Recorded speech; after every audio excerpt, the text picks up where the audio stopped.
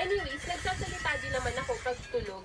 Yung pag sobrang pagod ako, like out of nowhere, Ka-Jordan. nagtatanong daw ako sa kapatid ko, kung ano ba mabit yung Ender Dragon sa Roblox. Legit to, tawa-tawa nga yung kapatid ko. Ay? Pero, half awake naman ako dun. Yung pag-isip Saan ko ikaw sa umaga, pupunta? inaaral kong nagsalita ako ng nonsense. Yung mga kapatid ko kasi, hindi na nila Saan ikaw naaalala pupunta? nagsalita sila Nakashoes ka pag-gising pa? nila eh. So, baka ibig sabihin, ampun ako, no? Ikaw ka na. Baka sila yung ampon.